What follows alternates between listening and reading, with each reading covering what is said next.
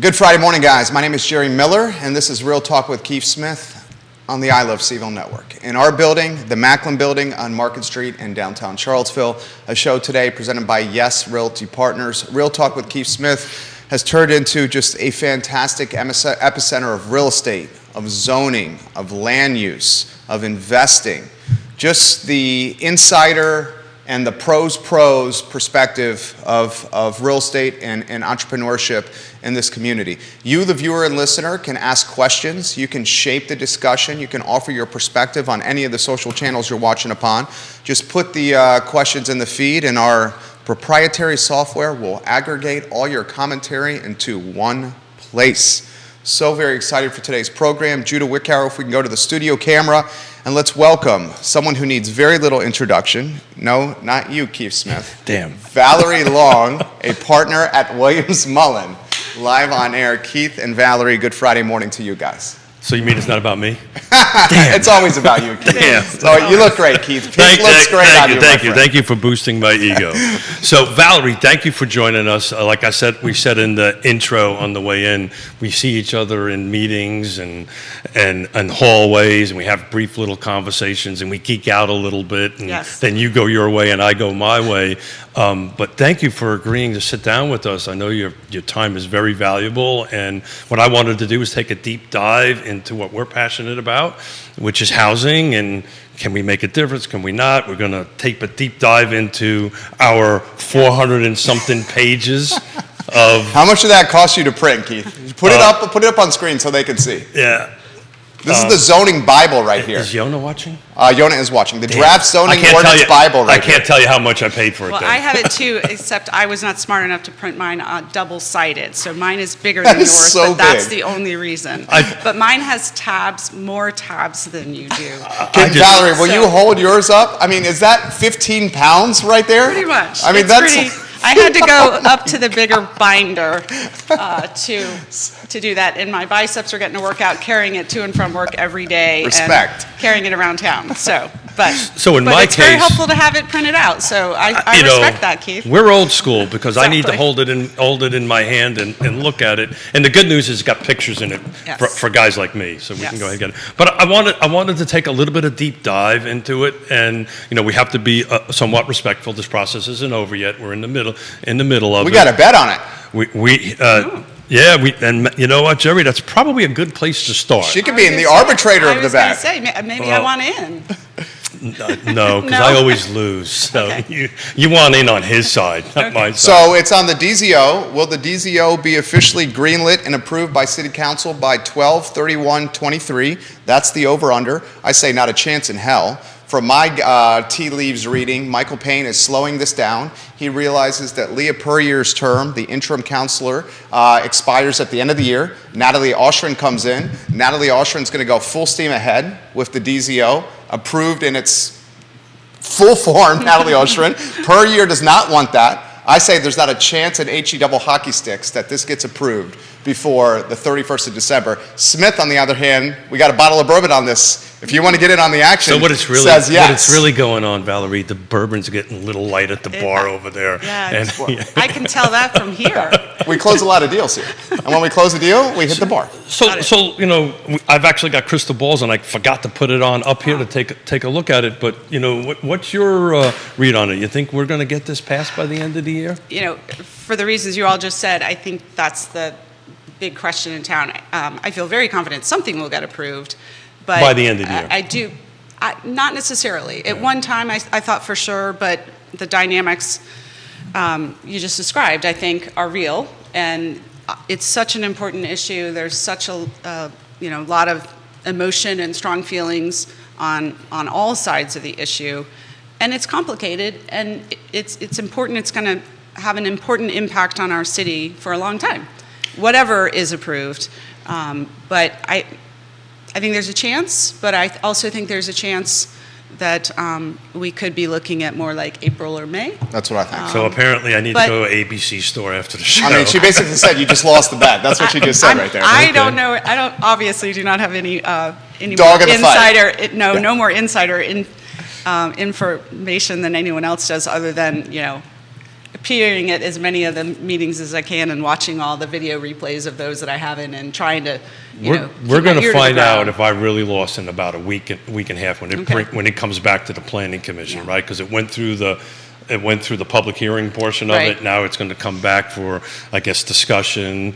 It depends on how much they change it and what they change, right? If they just greenlit it the way it is, I might win. But my suspicion is there was enough questions that were popped up, and I'm going to want to get into some of them a little bit today. Why don't we take an opportunity first for people to meet Valerie? Oh, that's a good idea. We know Valerie, the professional. How about Valerie, the background, the localized, personalized, and humanized version of Valerie? Okay. Well, first, let me thank you guys for inviting me today.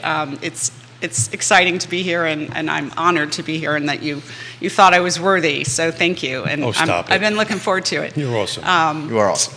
Well, thank you. So I've been in Charlottesville, I think, what I say earlier. I came here in fall of '95 to start law school, and I started practicing here in the fall of '98. And as I was telling Keith earlier, I don't know if irony is the right word or humorous, I had zero interest in practicing real estate law. But I happened to find there was a job that was for a real estate lawyer. So I was fortunate to get that, and it was right in fall of '98. Things were really starting to take off, and so it's been an interesting ride ever since then. So I really love living here. My husband Don and I, we have 2 kids. Although they're not even kids anymore because now they're 18 and 21, both in college. So you're an empty nester now? Apparently so. Good for you. Welcome to the club. Yeah, thank you. It's a little bit hard to imagine, but the good news is I know they'll be back to visit starting in Thanksgiving and all of those things. So where are they going to school? My oldest son is at the University of Colorado in Boulder. Nice. And my younger son, Landon, is a freshman at Virginia Tech. That's great. So congratulations. Yeah. So that's going to make for an interesting Thanksgiving dinner. Virginia Tech. That's going to be an interesting conversation. Yeah. Well, Landon's been a Virginia Tech fan practically since birth, so it worked out well that he's able to be there. So what's your number one hobby? What do you like to do for fun? I like to run. Used to do a lot of trail running, trying to get back into that, but just running mostly for fitness, but I also enjoy it. My husband and I run together a lot, so that's fun, and just hanging out with family and friends. Enjoying the time with our kids before they left the nest, and just have a good group of friends in the neighborhood and enjoy those kind of things, and reading, travel. We do a lot of travel as a family, so that's probably higher on my list than anything. So my wife initially struggled with this whole empty nester thing. Me, not so much, but I guess that's a typical kind of guy mom, dad mom kind of thing. But hang in there, it gets better. Yeah, it's good. It helps knowing they're both so happy and they're where they want to be. And my son Davis, who's a senior at Colorado, is a huge football fan. And you got Dion. I mean, he is living his best life with Colorado football right now. So it's really, really fun to see him enjoy that. He was a freshman during the COVID year when there was zero football and zero everything else. And zero fun. So he's finally, exactly, getting to have fun. So it makes it a lot easier when they're happy at where they are and making friends and settling in. So that helps a lot. You got the local newspaper watching the program, 2 TV stations watching the program right now. Neil Williamson says the first Planning Commission work session occurred on Tuesday. The discussion was very focused. I anticipate they will meet the proposed schedule, but City Council may slow walk this. Viewers and listeners, what do you think of the draft zoning ordinance, upzoning, rezoning, whatever you guys want to call it? I'd say arguably the hottest topic of conversation in Charlottesville in, 24 months? How long have we been dealing with this? Forever? Oh, God. What has it been, like 7 years, right? Yeah, if you count the comprehensive plan, sure. About 7 years it's been in the thing. Yeah. So, should we start open-ended? Yeah, let's start open-ended. Okay. Where do you want to go? Draft zoning ordinance, upzoning, rezoning, anywhere you want to go. What topic do you want to pick up on this? I thought you were going to choose I would react. No. You're the guest. You pick the top. Where do you want to kick it off? What do you like the most about it?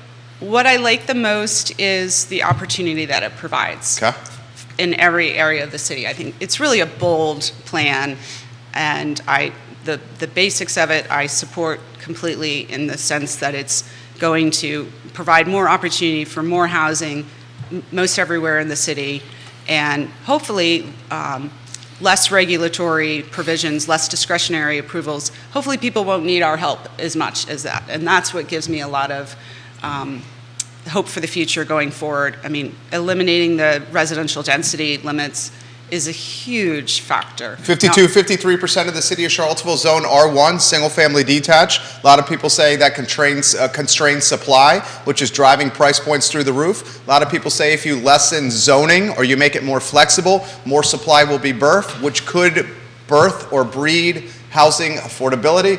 I'm not one of those people, but you're the pro. I will respond to what you have to say. Well, in the single-family zoning now, I think it's going to be hard to say. And just like the pace of change report, had some good predictions that it's going to be relatively slow, I think. But there's a lot of there's so many ifs, as was noted in that report. I know more, obviously, with the way the zoning is now in the R1 districts. I'm not sure I've ever worked on a project in an R1 district or had any reason to. You do mostly multifamily projects. Multifamily on the residential side, sure. And so I'm more excited, just because it's my world, with the mixed-use districts. And right now we spend a lot of our time on rezonings and special use permits for additional building height and or additional density for projects that really could have gone through an administrative process. So I think the goals of this draft, by allowing that to happen, and the form-based goals to ensure the design are appropriate and so forth, that makes much more sense for everyone. That'll hopefully allow projects to go forward faster, and to get those, especially some of the big projects that have a lot of units in them, could have a really impactful, beneficial impact relatively quickly. Phase 3 Dairy Market. Phase 3 Dairy Market. John Blair giving Valerie some props right now. He says, "Tell Valerie I said hello. She is awesome." He's watching in Stanton right now. Keith Smith. Well, that's a high compliment from John, so thanks, John. So that's interesting. I didn't expect to take the opposite position of view on this. I believe we're in the right step. I believe that this is going to happen, some version of this. Sure. It's either the end of the year and I win the bet, or lose the bet and I have to drink the bourbon anyway, so I win no matter what. Win-win. I don't really. I'm involved in Seattle and Portland. I was involved a little bit in the Arlington rezoning. It's really not making the impact in those areas that it was predicted to do. And reading through this 400 pages with all these particular tabs, and I'll try to generalize it a little bit, particularly in the multifamily world, and particularly with and I'm an affordable housing geek. I chair a bunch of affordable housing things. I don't think this will do zero for affordable housing, the way it's written at the moment, because if you're over 9, which you will be in a multifamily, you've got to provide for 60% AMI, and I just don't think the math's going to work unless there's substantial. This is a good first step, but then unless there's substantial subsidies, and we'll talk about that in a little bit. But so I just don't. I think it's going to have a larger impact on the RAs and the RCs and so forth and so on that than I think in your world. I may be wrong, and I'd love you to push back a little bit. Obviously, there's a lot of more discussion to be had in terms of the affordable housing for the inclusionary zoning sections of the ordinance. It's obviously important, and we've talked about this a lot, Keith, in the context of the county's affordable housing program, and the importance of the affordable housing provisions and requirements have to be viable. They have to work, or the developers won't be able to build the projects. I mean, it's just, they won't get the financing for it. And so it's really, I think the challenge is finding the balance between ensuring that it's appropriate, there is enough affordable housing and at the right affordability levels, but not so to actually produce those units, but not too aggressive that it means you get no projects. And that's the multi-million-dollar question right there, is where is that balance? And my hope is that the city will continue to engage with all the stakeholders on that issue to ensure that we find it, or at least get as close as we possibly can. Maybe it gets tweaked, in 6 months or a year if it's not working right, but I think that's the importance. What is I always like to reiterate and share is that our clients they all want to do their part. Sure. They all talk about that. They want to be able to provide units on site if they can make it work. And they all run the numbers, and it's just a matter of being realistic and hoping that we get there and find where that balance is so it can actually happen. But I think if it were, you could have projects that bring forward 50, 60 units, affordable units, all at one time. That would have a tremendous impact on the city. It would. I just don't, because I've been doing a bunch of ROIs on different properties, and we'll talk a little bit. I'm more focused on the single family. Okay. Because I'm more of an ownership Sure. side of the equation than rental side of the equation. It's just my business. Sure. Right? Your business is more multifamily, but we'll talk about that in a little while. But the delta between what it costs, right, and what you have to rent them for is so wide. I just don't know if the math's ever going to work. Yeah, it's hard. And then, of course, if then the market rate rents have to go up more, and then the cycle just, Sure. Continues and gets worse. So it is a challenge. Again, that's why I hope that everybody can continue the dialogue and try to figure out how to make it work so everybody's goals are achieved, that we get more market rate units and we get a lot more affordable units and we get good projects out of it. And So- Mayor Lloyd Snook sat in this chair, and we had the same kind of conversation. And I think he's cooling on this, Mayor Snook. I mean, that may be the case, but what he talked about here was you mentioned ratcheting it, right? And there was a lot of discussion at the Planning Commission about this is a living document, right? And I get that. But we might want to talk a little bit about what's required, because once this gets approved, whatever version it is, there's a thing called a ZTA, right? A zoning text amendment. We might want to talk for those who are not as geeky as maybe you and I on this, or Jerry, what that really means and what that process really looks like. Because if we approve this and let's say the mayor wants to tweak it a little bit, or the council wants to tweak it a little bit, what does that process look like? Before she answers, she's going to like to hear this. Carlos Franco says Valerie is the smartest real estate attorney I know. Wow. It's putting Well, down thank feet. you, Carlos. And there's a dozen comments like this for Valerie, giving her some props right now. So she's well liked. Valerie, the show is Thank you, yours. Jerry. Sorry, I've already forgotten what the question So- was. so- That zoning text, what is that process if they update it in the future? It would be just a shorter, hopefully shorter, smaller version of what we're doing now. Zoning text amendment, you change one word in the zoning ordinance, that's changing the text of the ordinance. So it's a zoning text amendment, ZTA, and so that has to go through the same process. It has to be submitted, it has to be reviewed by the Planning Commission. The public gets a chance to Public comment? gets a chance to weigh in. Has to be a public hearing, could be a joint public hearing which is how they typically do their hearings in the city, Planning Commission with counselors in the room, or it could be two separate public hearings like they envisioned for this ordinance.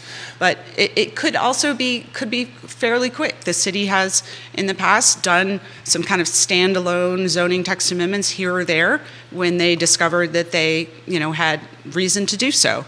It doesn't have to be a year-long process. It could be a 2-month process. So, I mean, correct. Realistically, it's about 90 days. I think the quickest you can get it by the Probably. time that they decide to do this, run through staff, go through the Planning Commission, then end up back into it. But it's that's important. probably reasonable. It's important to point out that if the word living document and tweak is used, there is a public process Absolutely. in this. So, once it gets approved, to go ahead and amend it is a public process. It has to follow a very formal process to change it. Just somebody in the city can't just decide to change this. Correct. And I think that's important to get out, because some folks may think, they'll be able to switch it a little bit behind closed doors, and I don't think. Sorry, that's good. I didn't realize that was the thought. Well, so, yeah, no, you're exactly right. It's the same process to review and approve a rezoning or a special use permit.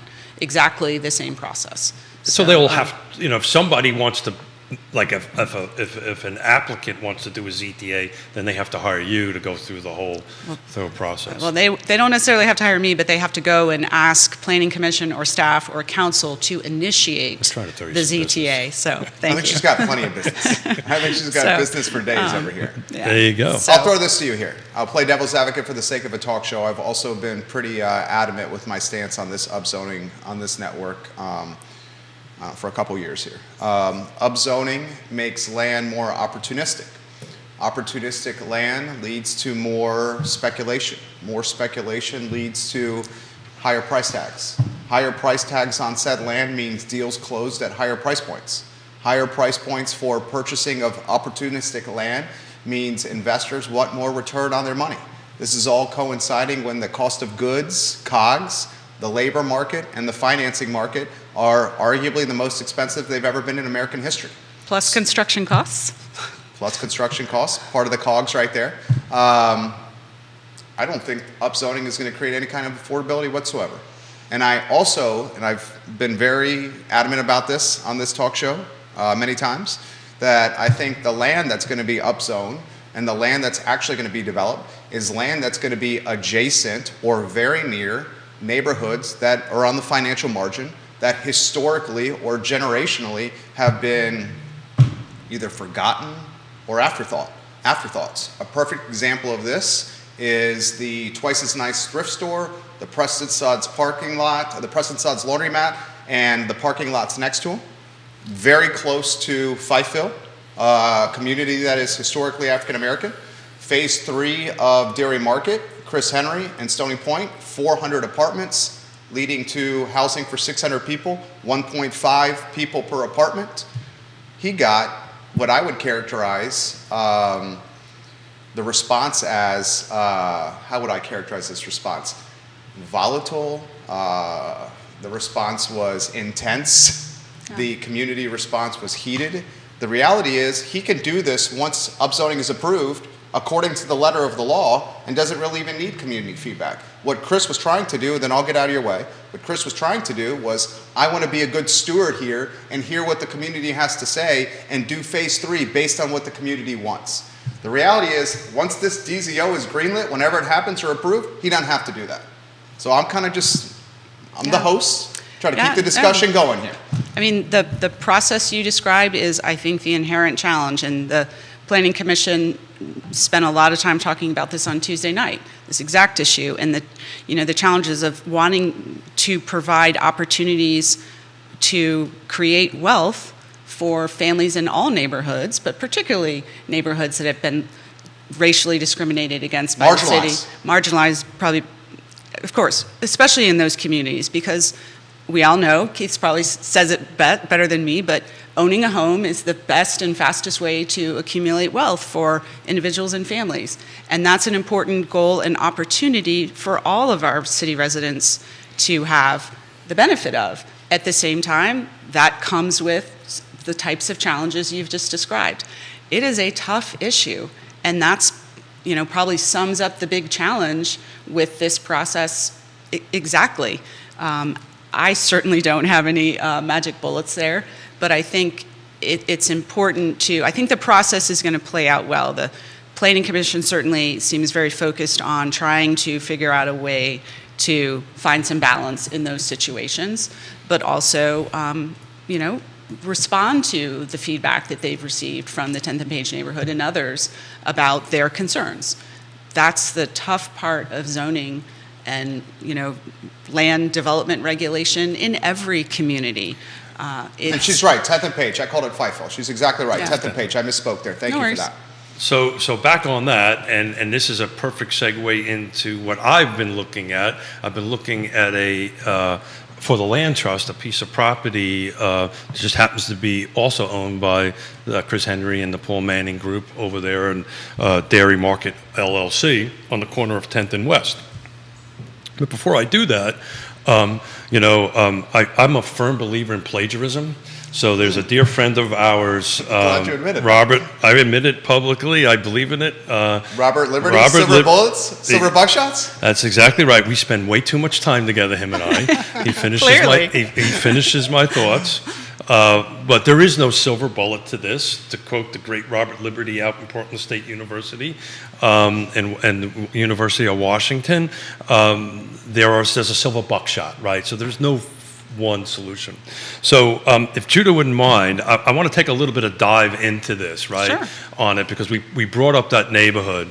So you're talking 10th and Page. 10th and Page. if Judah wouldn't mind putting this up. So what I have done is I've done an ROI and a pro forma on this. And I took a look at that under the current proposed zoning. What could I build, right, as the land trust? I also looked at it, what can I build from site conditions, right? So I brought in an engineer, civil engineer, ship engineering to take a look at that. What could we build, what we can't build? So what we can build under this, by ordinance, we can build 6, but physically we only can fit 5. And what's the proposed zoning on this parcel? So on that'll be parcels? an RA. Okay. The RA, so that'll be a maximum of 3. Right. So it looks like it's 4. It's 6. It's 5. 5 parcels. Got it. 5 parcels. The current zoning is 1 SFD, right? 1 single-family detached. If this gets approved the way it's written, we could put 6, but we physically can't fit 6 on there. So that's another consideration. We'll do 5. And what we're doing, and I sent Judah a link, but the land trust built homes on Nassau Street. Right. They were 1,500 square feet, 3 bedrooms, 2 baths, has solar on them. They're true net zero homes. Wow. And I also know, as the chair of the land trust, in order for me to sell one of them to a 60% AMI right now, the maximum amount of money that buyer could pay is $200,000. It's really closer to 175. Wow. But I'm a Marine and I got to keep it simple. So I call it $200,000. Wow. So I took those and I reran it through all the contractors to the current pricing. It'll cost $350,000 to produce them. We have to sell them, so we're short $750,000, which means we need to now go get a grant to go ahead and do that. And oh, by the way, I've got to borrow $1.7 million to build them, to go ahead and through that. And so the reality of it is, I don't think I can get that to work. And the reality of that is, it's probably going to be 3 homes that are probably going to be in the high 4s, low 5s on that. And we may not get this because they're working on this, which is great, but nobody's talking about the money. And if that 750 doesn't get found, and that's grant money, that's free money, we can't charge that back to anybody. We can't pay interest on it. We need to have grant money of $750,000 to produce 5 permanently affordable homes. And I want this to work in the worst way. That's not going to work. But unless I can find somebody to donate $750,000, right. I just don't know if I can make this work. And does that include land costs, by the way? Yeah, the 350 is all in. That's acquisition, development, vertical construction, horizontal construction. All the contractors are doing it at cost. But I want it to work. I just don't know if it will. Yeah. No, I mean, this is a great example of the challenges and the realities of trying to make this work. Like I was describing earlier, is it has to work or it can't happen. And we're a nonprofit. It's kind of gut-wrenching for you to walk through this and to hear the realities of what you're talking about. It's that's why I think this is all window dressing. I think upzoning is all window dressing. I don't think it's window dressing. I think they believe that everybody wants this to work. Yeah. I just don't but think they're not businessmen and businesswomen. But this is an example, for example, and I know obviously you wanted to do 5 affordable units, but if you weren't a nonprofit developer, what if you had 1 affordable unit and the other 4 were market rate? Could you meet the affordable limits there? Well, that's a different story. Right. But I think that's... there is no affordable limits because according to... Right, but if you wanted to. Yeah, correct. If you wanted to do that... you could. And that's where, as best I can predict, maybe we'll see some progress on the margins. Now, it's definitely not the silver bullet. Will that 1 affordable unit here is more than there are now, and then you've got 4 market rate units. Those are 4 new families that have 5 new families that have a place to live. And what she's talking about is don't let perfection be the enemy of productivity. Yeah. That's what she's talking about. And we saw that with previous council regimes. Yeah. And I'll leave it at that. So you get one affordable unit here. You wish you had more, but hopefully you have more of this going on all around the city, and at the same time you have more multifamily projects coming online with big slugs of affordable units, and you make progress in different places and different ways through different housing products all around the city. Thank you for coming That's on. what I hope and think will happen. I think that's generally the goal of this is. But will it happen? That's the question. I mean, Neil Williamson calls it an evolution and not a revolution. I would agree with that. that's probably a great way to phrase it. Yeah, but Now, from the land trust perspective, we probably couldn't do that, Sure. right? But if a private developer, Developer's not going to do that.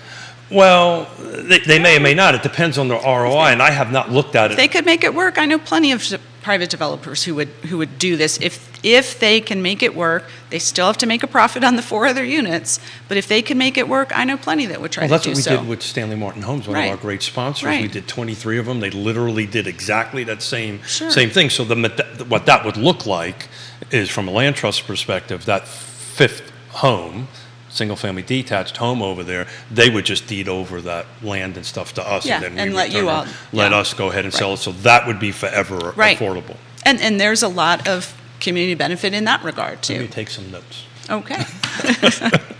How about this question that's come in? This is from Grayson, who's watching in North Downtown. Jerry, bring up your topic that you've highlighted on the I Love CVille show about upzoning not only impacting the marginalized neighborhoods, but the easiest path to development. Please ask the attorney this topic. So this is what I've said on previous shows. The easiest path to going vertical for a developer is to get, is the word contiguous? Lots that are Like next to each other? an assemblage? An assemblage. So what I've done in this building, it's an HOA building, is assembled units, which allows me to control the association. That's what's happened here. Okay. Okay? That happened over a 8 or 9 period of time because I actually read the bylaws, and no one reads the bylaws. It's so true. Okay? So I saw the percentage that was needed Well, it covers the restrictions. and just Right. sprinted to that number. So the assemblage is paramount for development. The assemblage, the easiest path to accumulate or aggregate is tied to affordable price point. And the affordable price points in the city of Charlottesville right now are not North Downtown, they're not Belmont, they're not Park Street, not Johnson Village. They're probably 10th and Page. And I would argue those are not even affordable. They're probably some of the off streets on Cherry, and they're probably Prospect. So I've made the statement and I thought a very convincing argument, that those 3 localities, those 3 neighborhoods, that's a better phrase, are going to see the assemblage happen, which will create development and neighborhood characteristic change. Topic for a conversation.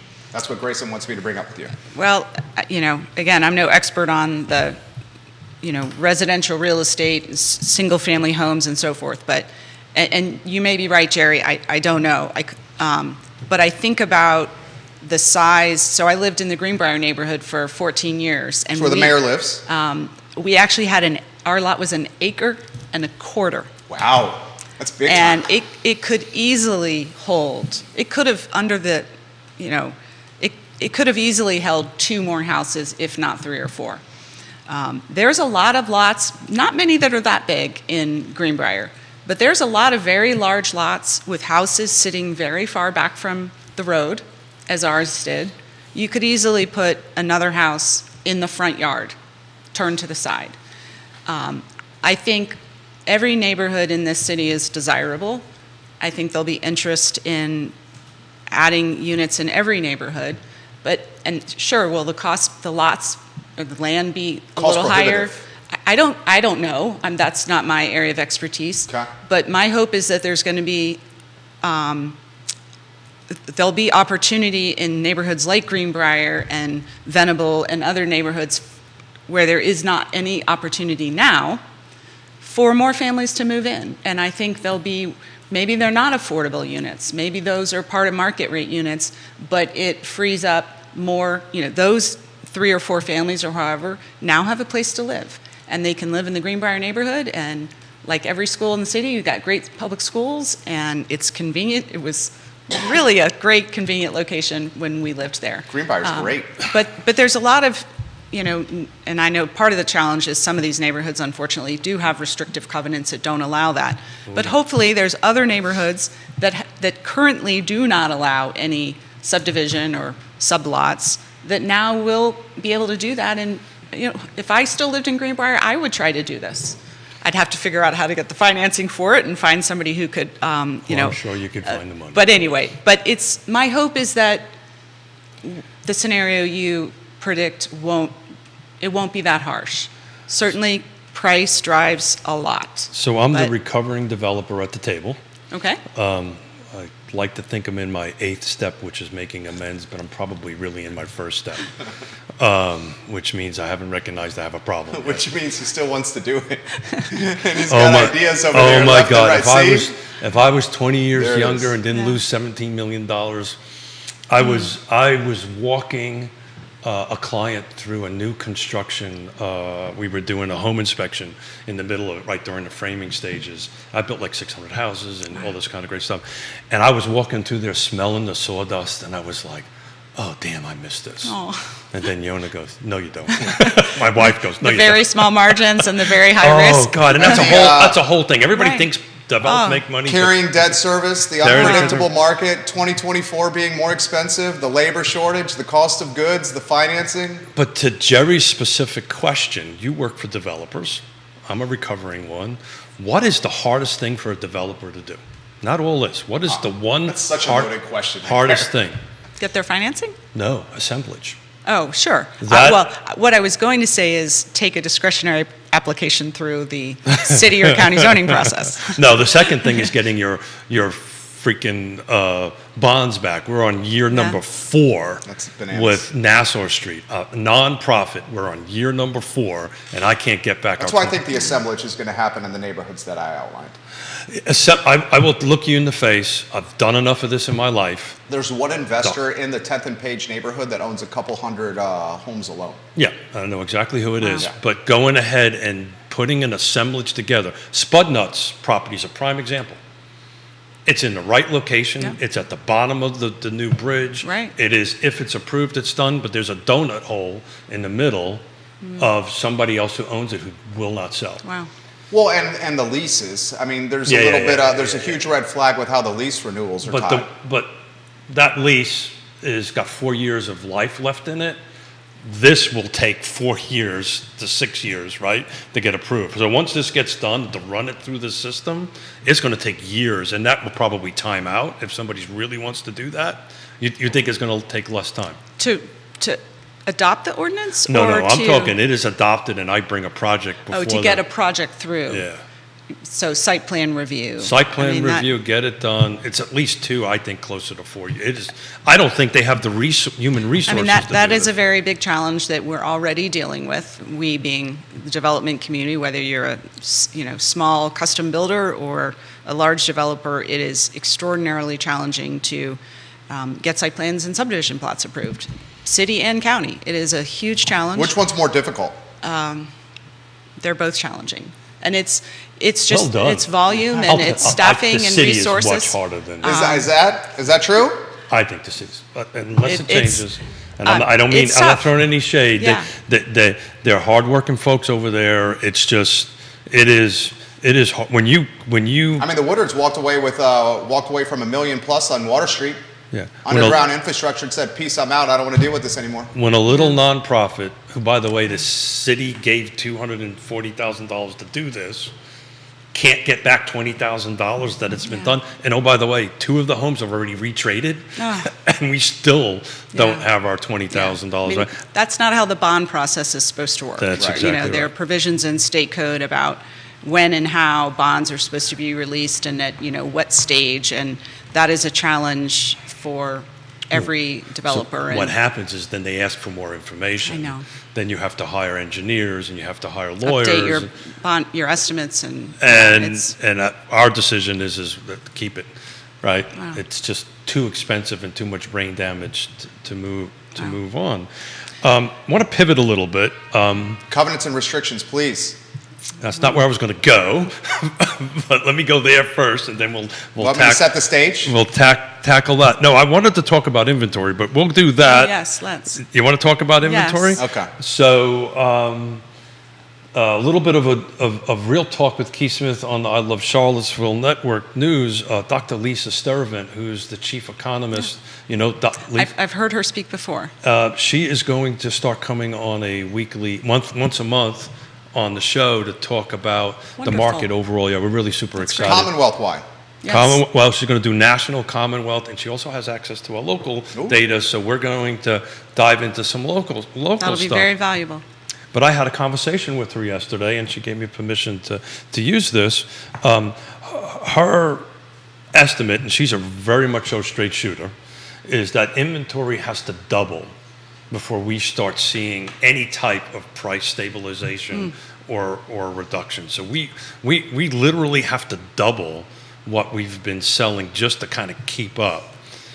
So the inventory's so low now, doubling it is not all that big of a hurdle Right. at this point. But the point is, of course, So Yonna bought me these socks that I'm not wearing called Captain Obvious. I should have probably. Well, and let's add this to the mix. And I say this all the time.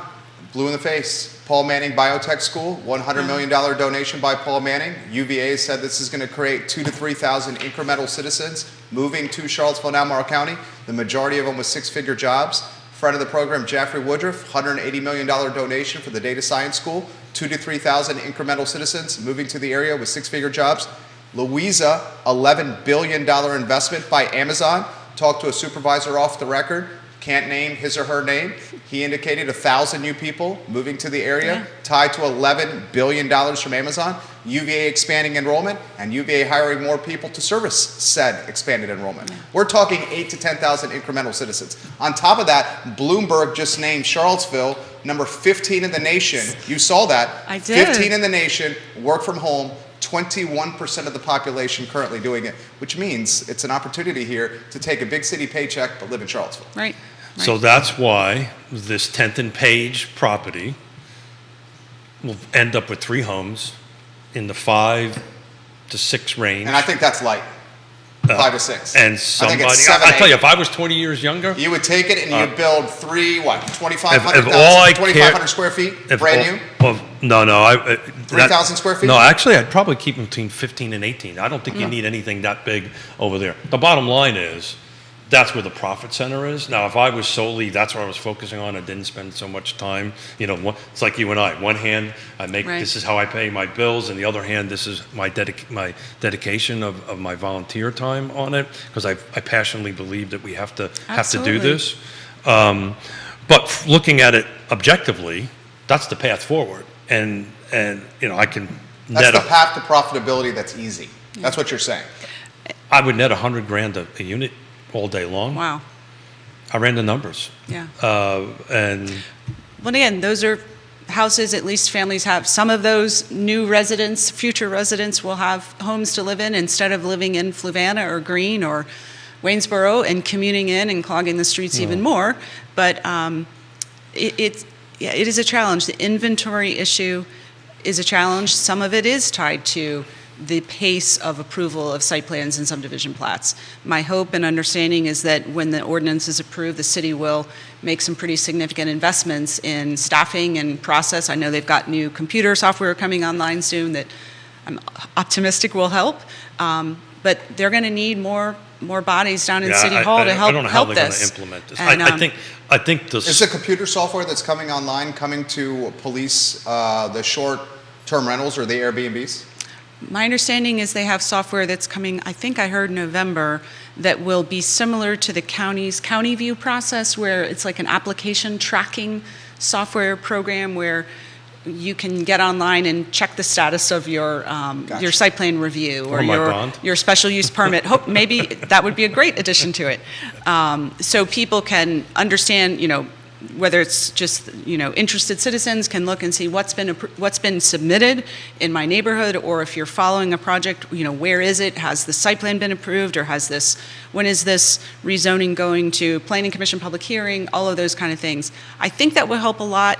It would ideally reduce the number of phone calls that people have to make to the staff now, or emails to staff. Hey, where are my comments to my site plan application? So I can tell you in Portland and Seattle what they have done. They've actually increased the application fee, but if you're in affordable housing, you check all the boxes in their ordinance, they get a specific assigned staff member that takes it from point A to point B. You got to pay a little bit extra for that. But to talk about why this bonding is so important and nobody's talking about it, Christopher Bremett from Bramante Homes, right? I know Christopher well. He's the best. Great dude. Shout out to Christopher and Bramante Homes. So shout out to him. But I helped him do his project on Shamrock.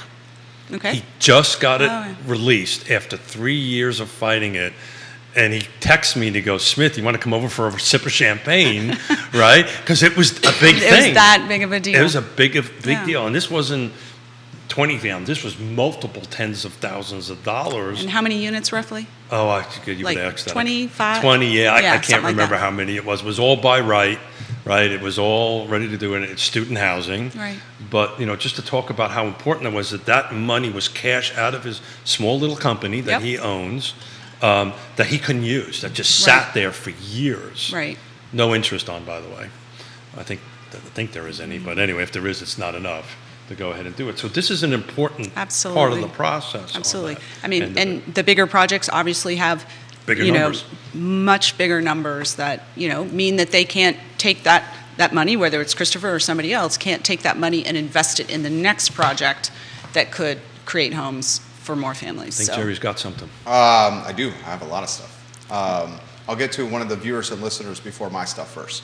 This is from Vanessa Parkhill, who's watching in Earlysville.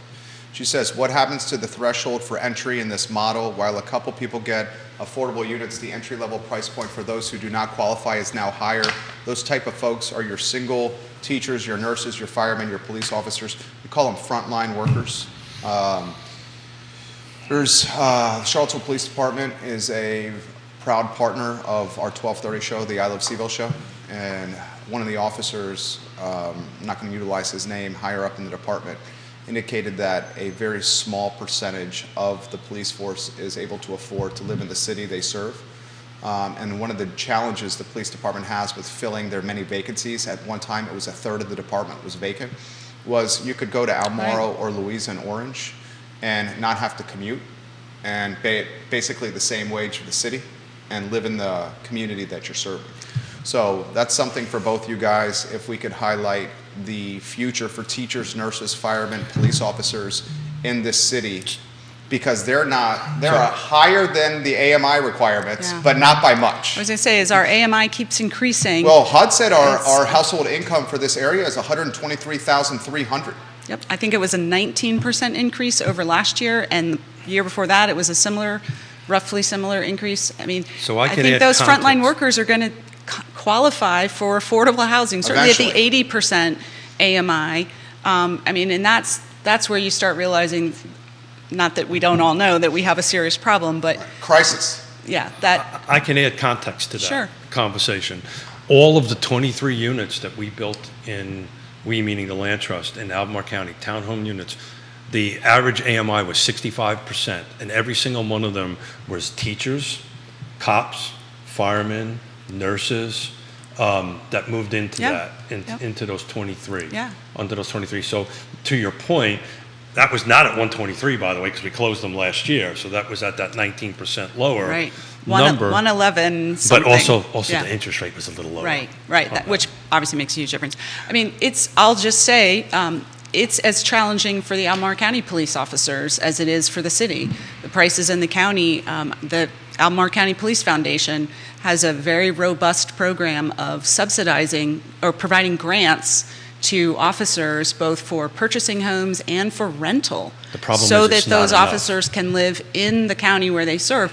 Exactly. If it weren't for substantial donations from local foundations and very generous folks to the police foundation, they wouldn't be able to do that. It's such a challenge for all of our frontline workers. So I'm reading a text from Scott Carpenter, who is an assistant chief at the Charlottesville Fire Department. And I asked him the question this morning, how many of his people travel from outside the area? And he has people traveling from from, what's the county south of Livingston, help me out, Joe. Amherst? Amherst. Traveling from Amherst Believe it. to work here for a $50,000 a year job, by the way. Yeah. And because they can't find, he says most of his new firemen that are working underneath him are traveling an hour and a half. Now, I'm the son of a New York City fireman, grandson, great-grandson of New York City firemen. So they don't make a lot of money. That's just, they do it for the passion. Right. The passion of it. But, to go ahead and travel an hour and a half for the people that serve us the most is just wrong. I agree completely. And I think most everyone would agree with that sentiment, whether it's a firefighter, a police officer, a teacher, a nurse, a tech, in a hospital or a nursing home facility. I love the term frontline worker. It's such a collective term and also emphasizes the importance of them. That we all need. And, in addition to the new jobs that are coming that you mentioned, Jerry, for all those reasons, I'm not certain about this, but someone told me that the university hospital system is about to hire 200 new physicians. So, of course, those are 200 new physicians and potentially their families, but also you have to have nurses and techs to support them and their practices. The other little bit of news on that is they're slowly phasing out the contract nurses, and they're hiring on actual nurses because they, as you know, they have some new huge leadership nursing there. Shortage too. Yeah, they have some new leadership over there, and that's what they're transferring out, these will be permanent residents. Meaning they need homes. They need homes. Yeah. But the basic model of the land trust is the frontline workers. Right. That's what we're focusing on, because the ones that are below that, there's different programs for. Right. And we want them to get into this ownership model. An example on the Nassau Street, that we sold our first one last year, resold our first one last year. It was a teacher, resold it, came into it with zero money, resold it, put $50,000 in their pocket, and they went up the ladder. Right. Then the person behind them is getting that benefit. And because of the land trust model, it stays affordable, which is wonderful. We haven't talked about the dichotomy or the crossroads of Albemarle County capping the development area to 5%. And in the last Board of Supervisors meeting, it was very clear the political capital is not there to expand the 5% developmental area. So the county that's adjacent to Charlottesville is basically saying, we're not going to allow any more development. It's going to be the urban ring. And Diantha McKeel, Ann Malik, they've come on this program. Ned Galloway, they've come on this program. They've said until the urban ring is at capacity, why would we expand? So the county that surrounds Charlottesville is saying this. At the same time, Charlottesville is trying to figure out a way to add more density. It seems that those two create loggerheads or create a point of friction. That's going to also diminish affordability of housing in any capacity. Anywhere you want to go on that topic? Well, certainly the very, very small development area in the county is always a challenge, in my opinion.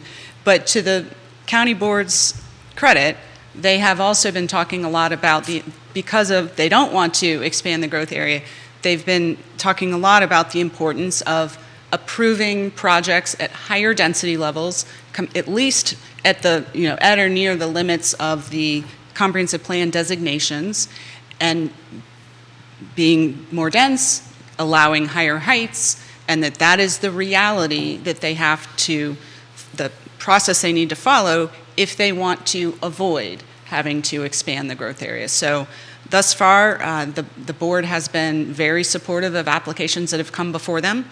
By the time it gets to them, it's been through the gauntlet. Yeah.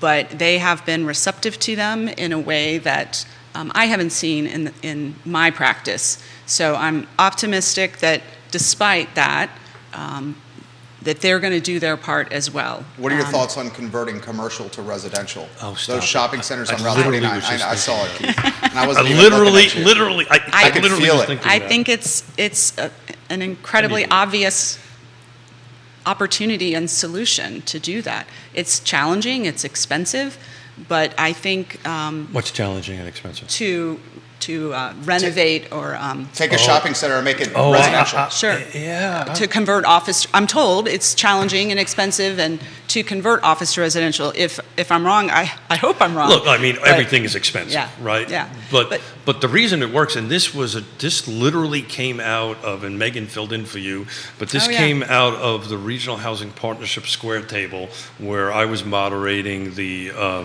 developer incentive Right. program, and it came out of Stanley Martin Homes was in the room, and Megan started having this discussion about what does it look like to do that, and where the benefit is from the developer's perspective on it. I've got infrastructure there already. Parking. I've got parking. I've got roads. I think the conversion is probably not going to happen. So this is what's happened in Scott's Addition in Richmond. They've just demolished industrial buildings or commercial Oh, yeah. buildings and just went up because Richmond did exactly that. It changed its, in this case, it was industrial Right. zoning to allow mixed use. Loft And- apartments and things like that, right? Yeah.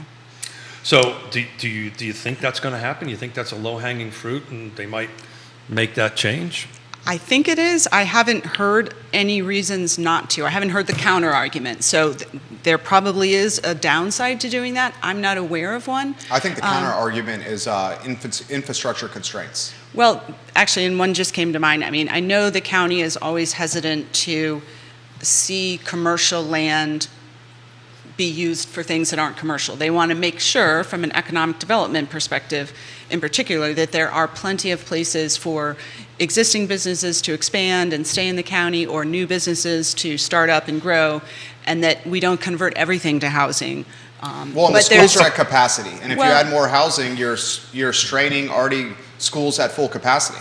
Well, but again, that's the situation and challenge for Nationwide. every single community nationwide. Exactly. That do you want to accommodate residents, current and future, in your city or your county, or Future do you, residents don't vote, though.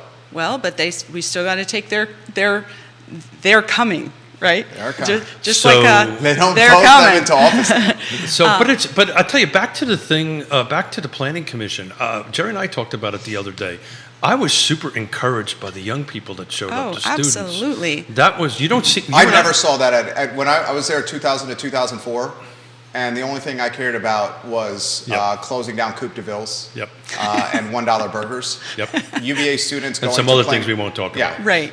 Well, I mean, I have talked about it. I don't really care. My wife doesn't like when I talk about it. Long story short, I would never have thought to get civically engaged. And I think Right. what's happening is the ubiquitous and approachable nature of social media and technology is creating a more engaged student, which I think is fantastic. You're probably right. Yeah. Yeah. Well, that and perhaps the very high rent prices they have to pay, or their families have to pay, to live in quality housing that's relatively close to grounds.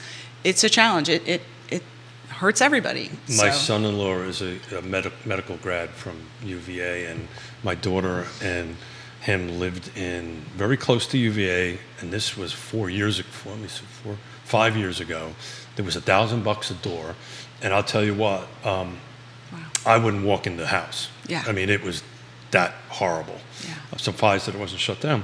But 1,500 a door on West Main in those Yeah. towers for UVA students. so I paid 400.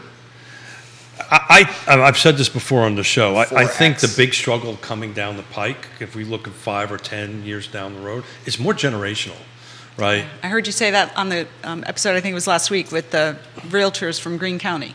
Oh God, you watch. I listened. Thank you. Thank I you. listened. But it's generational, right? And it's numbers, Mm-hmm. right? So I'm a boomer. I'm dying off. My cohort of 60 million people are dying off. The Z and the millennial is 170 million. They're coming in droves, and it's two things are going to happen.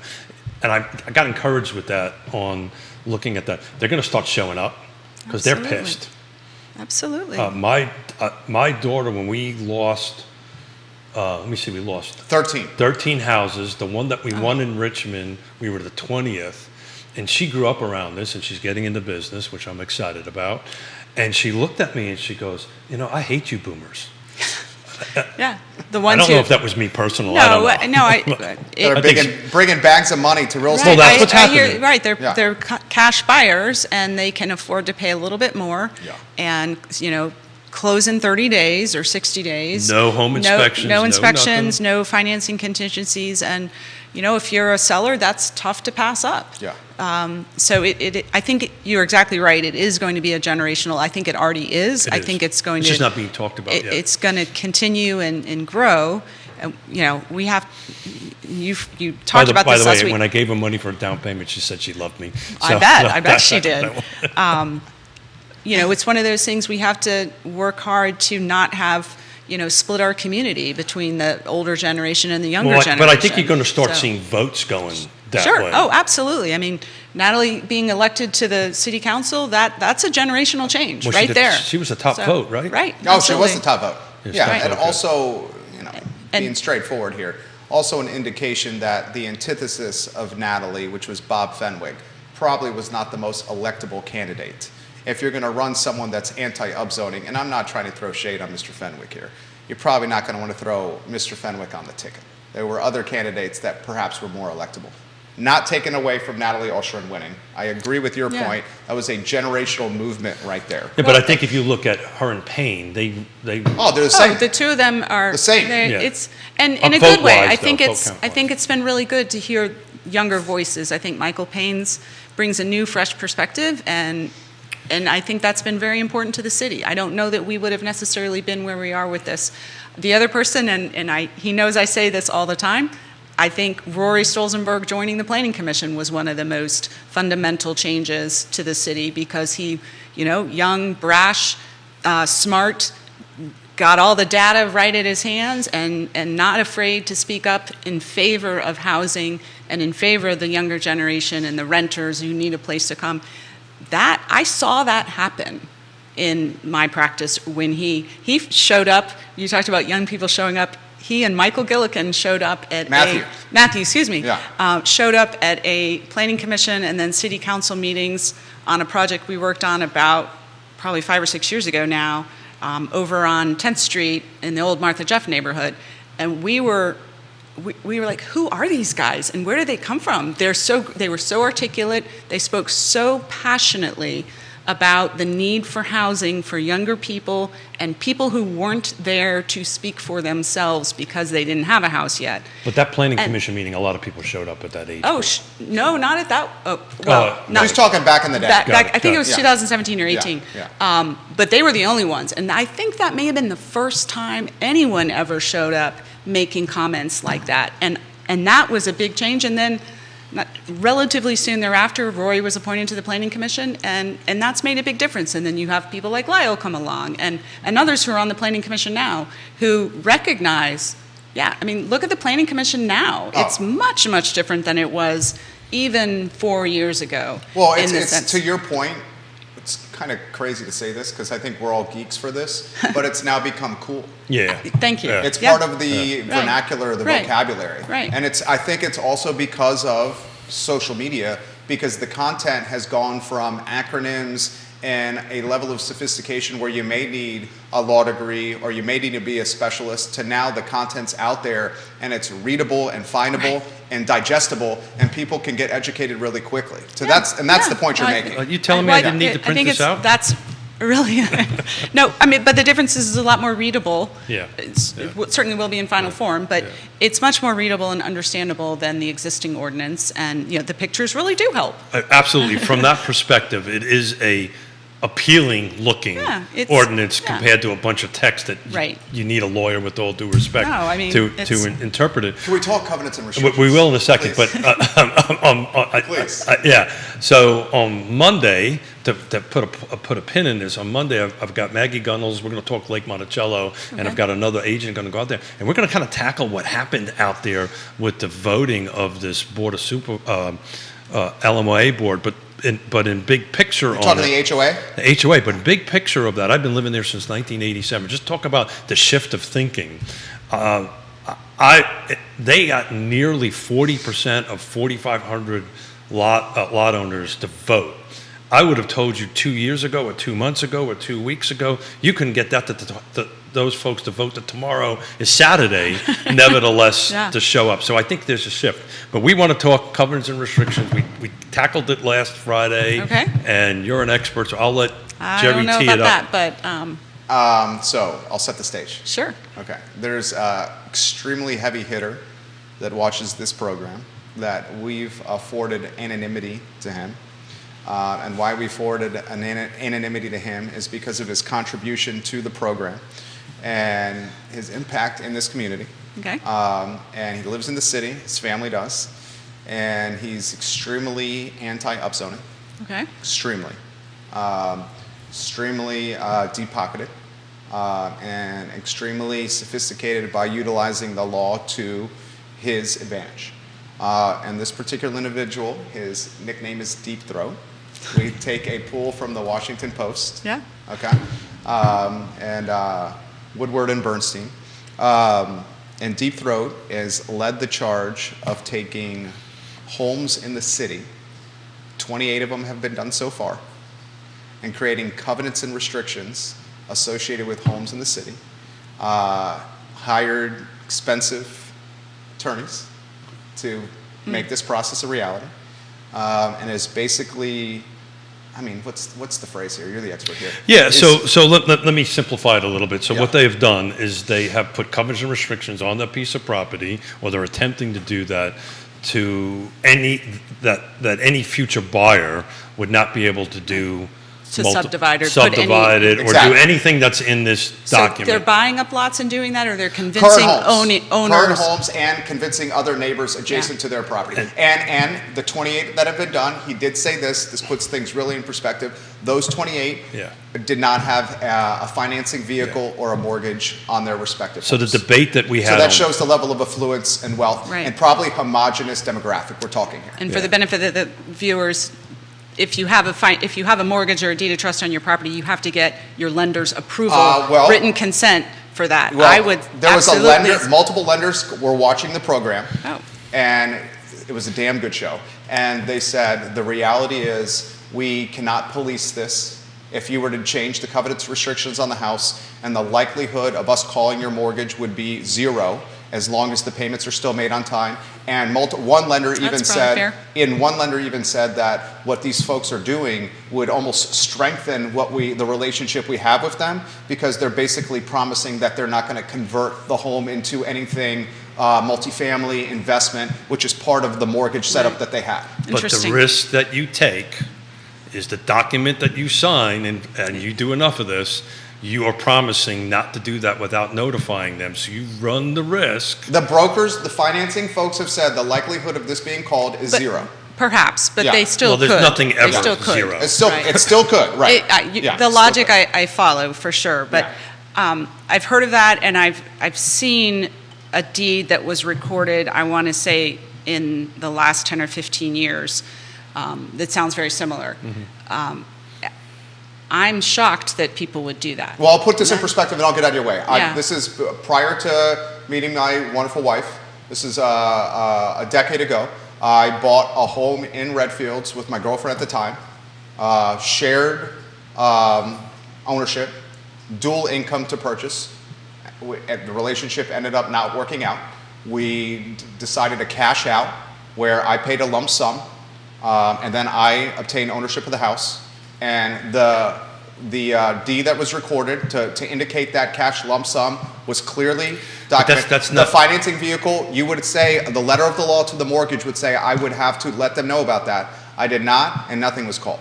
And I get that, but it wasn't a deed restriction. There's a difference. There is a difference. Yeah. But I did change what was initially agreed So to. let's in the let mortgage. Valerie But jump in. So focusing why on- would you not want to do that? Because if you don't support adding more units on your lot, don't add more units on your lot. But to restrict the ability of a future owner to do it voluntarily only lowers the value of your property. Even if you would I would never agree do with it, and even if you sold your house to someone who promised that they would, maybe it's a condition of sale, that they wouldn't develop it, the property's worth a lot more without a deed restriction on it than it is with it. And so for that reason alone, the other reason at least in my opinion, I'm obviously not an appraiser or a realtor, but Play devil's that's what. advocate with you But on here's the situation where I saw this deed. Someone I know in town who owns a lot in the city that's quite large, and under the draft zoning is designated. It may have been R3, or it may have been even high density. Okay. You could put some more units on got it. But he had bought the house in the last few years, sent me a copy of the deed restriction that he knew was there. He never envisioned that there'd be an opportunity to do more on his lot. Sent it to me and he says, "Is there any way I can get out of this?" The answer was no, practically, because at least the one I saw, and there were probably 10 or 15 owners on the same deed. And it said something to the effect of, the only way you can remove this from your property is with the majority vote of all of the parties to this deed, or any other deeds like it that are recorded in the city. So how do you ever then prove So that it's impossible. So you're never going to get out of it. Supervisor Price watching the program. Let's play a scenario, right? I don't know. Pick an affluent street in Charlottesville. How about Rugby Road? Rugby Road. Blue Ridge Rugby Road. Road. I'm sorry? Blue Ridge Road. Blue Ridge Road. I own a home on Blue Ridge Road. I'm very fortunate to have paid it all off. I don't own anything on Blue it. Ridge Road. None of this is true, by the way. But I put a deed restriction on it. My wife and I put a deed restriction on it. We may put Certainly it in have every right to do so. Absolutely. We may put it in a trust, right? Because we're smart. We're going to put it in a trust. My wife and I die. Mm-hmm. What happens next, Coach? Well, it depends on what your trust agreement says in There you terms go. of who. If your daughter or son were to inherit or be the beneficiaries under your trust, they would have the benefit of having this beautiful home on Blue Ridge Road. But they want to sell it. But if they wanted to sell it, or maybe they want to subdivide it under the new ordinance because maybe their sibling wants. greedy. No, maybe they have Yeah, I get it. a grown child Yeah, who yeah, wants to sure. live there. Maybe they have a nanny that they want to be able to live on their home, on their property with them. They Or wouldn't maybe be I able to pass do it. away and they want to do A granny flat for your wife. There you go. Exactly. There you That was where I was going, but I think you said you both died, so I didn't use Yeah, that. yeah. I But agree- yeah, agree- they agree. now can't do that. Or if they wanted to sell it, Yeah. if that type of family comes along that wants to be able to do that, they're not going to buy that. Deed They're going to buy the one. restrictions are very slippery slopes. I agree. They're permanent, And they're unless permanent. you provide very, very specific, clear, easy to define mechanisms for how they can be removed, which at least in this one instrument that I read was impossible. And so I've written dozens and dozens and dozens of CNRs on my projects, and they are always very one-sided, right? They're always one-sided toward the declarant. Sure. They're done that way. you've got to be 'cause able to control the you gotta project control until the you project finish and all it. that stuff. And then you're away from them. Right. In order for them to change, I have to go back and fix them. They have to find me Wow. to go ahead and fix them because I'm the declarant still. Right. The declarant doesn't transfer. Now, if it transferred to an HOA, that's a Right. whole different animal. Right. But then the HOA then That's probably harder than finding you. that it would be much harder than finding me on that end of it. So it's a look. We're all professionals here. If somebody asks us this question, you have to advise them if they've got a loan on it. Technically, you're supposed to notify your lender. Absolutely. You can choose not to do that. Yeah. That's your decision. But if somebody picks up the phone and you end up getting called a loan, you can get yourself into a little bit of trouble. Yeah, absolutely. Not just financial trouble. And it's unfortunate because obviously it's an end run around the ordinance. Again, everybody has the right to do that if they want to, but it's unfortunate that it's a short-term. It's a Band-Aid.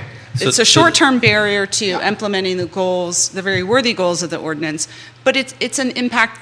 It will continue for generations, and it's. Unless the language is clear. So I'm going to do an example. Sure, depends on how it's written. I'm going to do an example. Our daughter who bought a home in the west end of Richmond, their CNRs, their recorded deed, flat out says no African Americans can ever buy that house. My old house on Yorktown Drive had the very same thing. And my daughter was working with Bill Tucker, one of our great sponsors here, Right. and said, I want to change this. And he goes, you can't. Unless the state changes, Well, says, there's now a mechanism you can under state law. oh. Yeah, you can go back and have them removed from your deed. That's another So, I mean, way. they're not enforceable under Supreme Court rulings. Sure. But, But it's they're there, still though. there. Yeah, Yeah. and when I was I don't remember how old I was, but when we bought our first house and reviewing the title work, and I did read the covenants, unlike most people, it was there. Now, the title company had put a big red stamp on it that said not enforceable. We knew that anyway, but it was still there. Yeah. And it's just, when we sold It's our gross. house, We'll when we have to sold talk our about how house, we it was can get still that there. removed later. And so. You're anyway. amazing. You got to come back. I would love to. This has is been really fun. An hour and 18 minutes of just, pleasure and information. Well, thank you. I would call this a masterclass. You are seriously a pro's pro. Well, thank you. Well, it's fun stuff. And we didn't even get into all I our know, we pages. hardly talked about the ordinance, You're right? great. I have You're it made for here, a so talk show. maybe I have to come back. No, I think, Keith said we're both geek out on this. I very much am so. Well, all three of us, though. When you live and breathe it, and we have clients who are really working hard to try and bring units to the city. And there's a lot of interest in investing in the city. I try to reiterate that. I think in closing, this is going to happen, some version of it. I'm going to lose my bet for sure, I think, on it. I don't know. I just don't think it's I going like top shelf bourbon. I know you do. Ragged You Branch. like Would be nice. top shelf everything. Buffalo Chase, is Yeah. that the one? Buffalo Trace, if you can find. He likes top Branch is shelf local. everything. I do. Champagne taste. I just don't. It may be a slow roll. It may be 5 or 10 years down the road. It is not going to have an immediate impact on it. It's going to take a long time. Perhaps, but it's better than nothing, right? It's a start, and maybe it starts slow, and maybe interest rates come down, and it picks up a little bit more, and maybe, you do it and don't go broke, and maybe then your neighbor sees, I've already done that, by the way. maybe I'll try that too. I don't know. That's why, people will say I'm biased, and I acknowledge that. That's why I think it's so important that in the mixed-use districts that you get it right, so that those projects can move forward as well, much faster, knowing that this might, in the residential districts, it might be slower than some people would like. Well, I think ultimately it's going to get approved, and then only time is going to tell, and we'll have a conversation 5 years from now and say, okay, what worked and what didn't work, and do that. But Valerie, thank you so much for doing this. I just looked at the clock for the first time, and we're way over what we're supposed to be. I didn't know what the stop time was No supposed rules to be, here. but No rules, great. no rules. You're the boss. You get to set them, huh? No rules. Valerie Long, guys, she's the partner at Williams Mullen. I think you can count on her for any kind of legal work you need. Valerie Long, partner at Williams Mullen. Judah Wickhauer is the director and producer. Props to you. Keith Smith, the namesake of the show. Real Talk with Keith Smith. Thank you. Looks great in pink. I got to give you some props. Thank you. Yes. Thank you. We have interviews. And I wore my complimentary I know you color guys since I match. was I going to be should have sitting worn. by him. I wish I had the memo. We may have texted. I doubt you texted about what you were wearing. Okay, this is the little BS over there. Real Talk with KeithSmith.com. My mouth's moving. Right now, Real Talk with KeithSmith.com. The I Love CVille show, guys, is up in 55 minutes, and we got some big time news to drop. Tune in 55 minutes. Thank you kindly for joining us. So long, everybody. Have a great weekend, everybody. He's going to tell us, Valerie, when the mics are off here.